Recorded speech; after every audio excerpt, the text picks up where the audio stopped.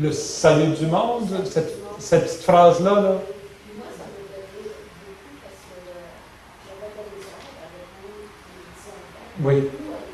Oui. Moi, je disais, d'abord, remercie Dieu pour tout ce que j'ai. Oui, oui, oui. C'est pour moi. Puis une de mes filles, elle avait 6 ans. Elle me disait, oui, maman, j'ai dit merci à chaque fois que je prie au repos. C'est ça.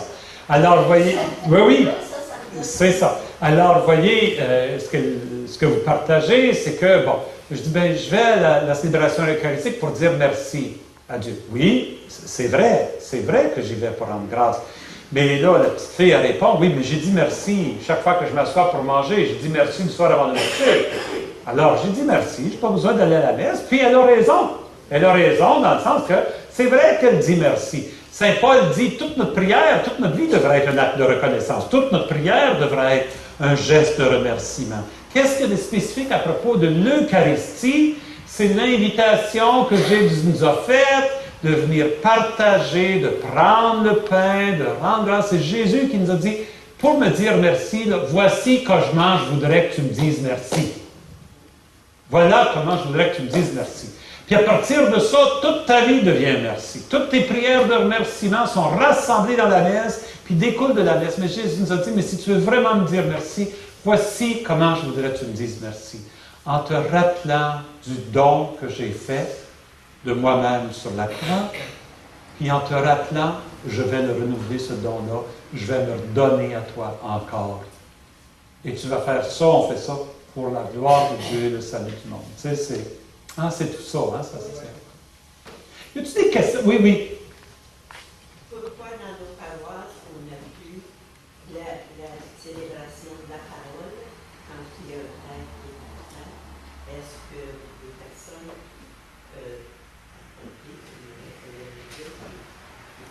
Oui.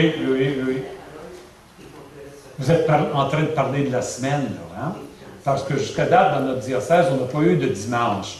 Pourquoi est-ce que les jours de semaine, on ne pourrait pas, quand il n'y a pas de prêtre de présent, est-ce qu'on ne pourrait pas au moins avoir la liturgie de la parole? Bon. Mais je vais vous poser une question. Si on disait, il y aura une liturgie de la parole, mais il n'y aura pas de communion. On va se rassembler pour ensemble écouter la parole de Dieu et on va prier ensemble et on va louer le Seigneur. Est-ce que vous viendriez? Peut-être que non, hein? Peut-être que non. Puis vous n'êtes pas la seule, hein? Ça ne me surprend pas ce que vous me dites. Beaucoup de gens disent, ben non, je viendrai s'il y a la communion. Puis je vais vous dire que, d'une façon, je comprends ça, c'est parce que c'est tellement fort, ce sens-là de recevoir la communion, mais le danger, c'est qu'on vienne à croire que tant qu'on communie, c'est correct. C'est pour ça que j'ai dit qu'il y a une différence entre communier et faire Eucharistie. Jésus nous invite à faire Eucharistie. Puis le danger de communier souvent en dehors de l'Eucharistie, c'est qu'on vient oublier que l'important, c'est de faire Eucharistie. Ça fait-tu du sens, ce que je dis? C'est pour ça qu'on hésite à multiplier les occasions où on se rassemble en dehors de l'Eucharistie pour recevoir la communion. C'est dangereux de séparer l'acte de communier de l'acte eucharistique.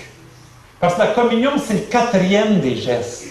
Si on se sépare toujours des 3 heures, après un bout de temps, on oublie le sens des 3 gestes, on oublie ce qu'on est en train de faire. Ça devient juste comme je m'en viens recevoir la communion, puis je m'unis à Jésus, puis Jésus se donne à moi. Ça devient ça risque de devenir quelque chose de privé. Quelque chose qui est renfermé sur moi, alors que faire l'Eucharistie, c'est l'ensemble du peuple de Dieu qui se rassemble pour faire ce que Jésus a fait le soir avant de mourir. C'est pour ça, j'essaie d'expliquer pourquoi on hésite à trop souvent multiplier. Je ne suis pas en train de dire qu'il ne faut pas jamais le faire. Il ne faut pas le faire trop souvent. Le danger, c'est qu'on viendrait à oublier que ce que Jésus nous a demandé de faire, ce n'est pas de communier, mais de faire l'Eucharistie. Les habitudes, hein? Les habitudes. Ça répond un petit peu à la question. Ouais. Puis ça vous lance le défi que peut-être il faudrait s'habituer à dire, bien, on n'a pas la messe, mais au moins on va se rassembler, on va écouter la parole de Dieu, on va prier, puis on ne recevra pas la communion. Puis c'est correct. On va se rassembler parce qu'on est disciples de Jésus. Jésus, il a passé 3 ans avec ses apôtres. Tu sais, c'est juste au bout de 3 ans qu'il a partagé le pain et le vin avec eux autres, tu sais, au repas pascal. Pendant 3 ans, c'était une liturgie de la parole tout le temps. Hein? Puis il était heureux d'être là autour de lui pour écouter sa parole. Mais nous aussi, peut-être ça serait bon qu'on s'habitue à se rassembler pour écouter sa parole, être nourri de sa parole, être renouvelé, transformé par sa parole. Puis quand le prêtre sera là, on fera une Eucharistie. On fera une Eucharistie, puis là, sa parole devient vivante d'une nouvelle façon en nous. Tu sais, j'ai pas beaucoup parlé de la liturgie de la parole. Ça vous a pas frappé? J'ai fait exprès un petit peu. C'est tout ça là-dessus que tu voulais poser une question? Ça vous parler des lectures. Les lectures? Parce que quand c'est la personne qui est là, qui doit faire la lecture, elle fait la lecture, elle nous parle de la parole de Dieu. Oui. Elle ne lit pas pour elle-même, C'est ça. mais c'est au nom de toutes nous autres. Oui. La personne qui est en train, la personne qui exerce le ministère de lecteur ou de lectrice, est en train de faire un travail, comment je pourrais dire, à la place de Jésus, pour commencer. À la place de Jésus. Le Concile Vatican II le dit clairement, quand les textes sont proclamés, c'est Jésus qui est en train de parler à son peuple. Et de la même façon, pas de la même façon, mais d'une façon semblable, au prêtre qui préside la messe dans la personne du Christ, chef de son Église, la personne qui proclame est en train de faire ça. Elle est un peu en train d'incarner Jésus pour nous. Sa voix devient la voix du Christ qui résonne dans nos cœurs. Jésus est en train de servir de sa voix. C'est pour ça que quand je suis lecteur ou lectrice, c'est important que je me rende compte. Je ne suis pas juste en train de lire un texte pour moi-même. Je suis en train de proclamer un texte au peuple de Dieu dans la puissance de l'Esprit Saint. Je devrais au moins commencer par dire, Seigneur, donne-moi ton esprit, là. Il faut que je fasse ça dans ton esprit. C'est pour ça que je veux me préparer pour bien le faire. Moi, c'est incroyable le nombre de lecteurs, de lectrices que je rencontre. Si je leur donnais un petit test après sur ce qu'ils avaient lu, ils ne passeraient pas leur test, tu sais. As-tu compris ce que tu as proclamé? Non, j'ai lu des mots. J'ai lu des mots. C'est pour ça que c'est important de se préparer quand on est lecteur, de faire un petit peu de recherche, comprendre c'est quoi le sens de ce texte-là, et puis c'est quelle phrase qui est importante dans tout ce texte-là, qu'est-ce que je veux que les gens retiennent de ma proclamation. Parce que dans la proclamation de la parole de Dieu, c'est Jésus qui est en train de nous parler. Le Jésus qui fait se donner à nous, avec son corps et son sang, se donne d'abord à nous par sa parole. Par sa parole, qui nous éclaire, qui nous instruit, qui nous nourrit. Ça aussi, c'est très important. On a le sens souvent qu'on s'en vient juste écouter quelqu'un lire des textes. On ne se rend pas compte que c'est Jésus qui est en train de vouloir nous toucher le cœur avec ces textes-là. C'est la parole de Dieu. La parole de Dieu, c'est pour ça, des fois, quand j'étais prêtre, jeune prêtre, je levais le texte après, à la fin de l'Évangile, tu sais, je levais le livre. Acclamons la parole du Seigneur, tu sais. Comme si la parole de Dieu, c'était le livre, le texte. Mais de fait, c'est pas ça. La parole de Dieu, c'est ma voix qui est en train de toucher tes oreilles puis de rentrer dans ton cœur. Bon, c'est pas le livre. C'est l'événement qui vient d'arriver où j'ai parlé, puis il y en a qui ont écouté, puis il y en a qui ont été touchés.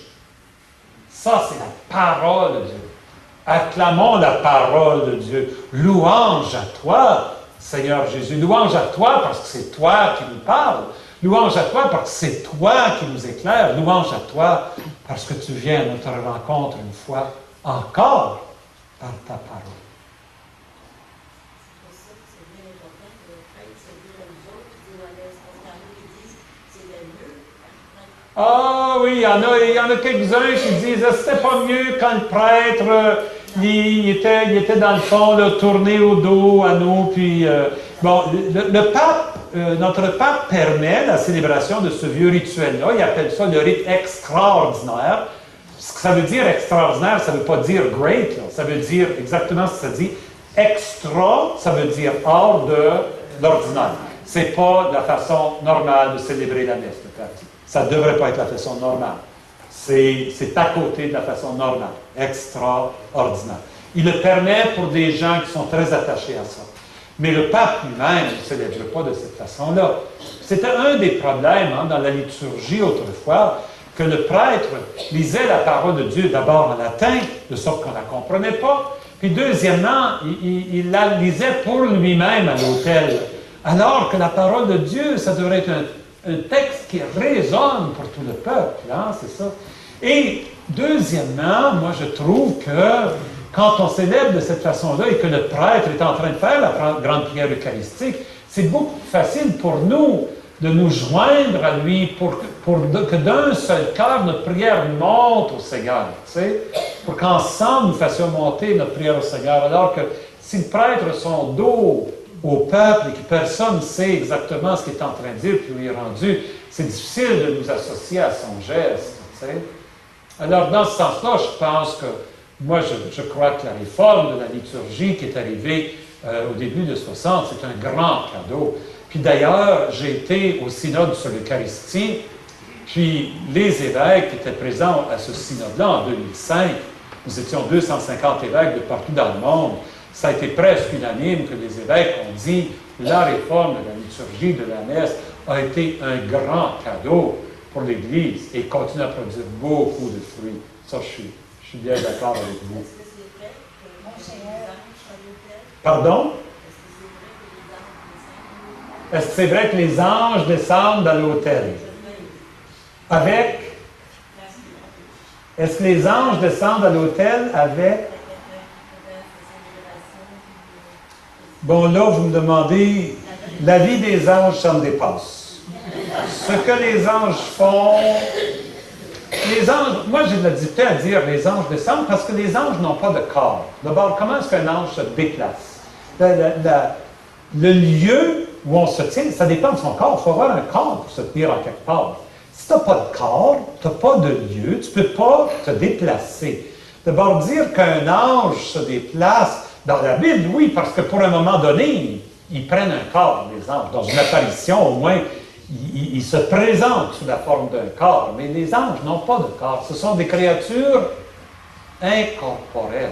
D'abord, les anges n'ont pas de couleur, ils n'ont pas de sexe, ils n'ont pas d'âge, ils n'ont pas d'ailes, ils n'ont pas de grosseur, ils ne sont pas gros, ils ne sont pas maigres. Les anges, c'est des créatures qui nous dépassent complètement. D'abord, de dire ce que les anges font, ce que les anges ne font pas, moi je me dis, les anges louent le Seigneur dans l'éternité, les anges s'associent à notre prière, puis font partie de la communion des saints dans lesquels nous sommes engagés. Les anges nous entourent. Puis, nos anges gardiens, nos anges... Moi, je ne m'inquiète pas trop des anges. Tu sais,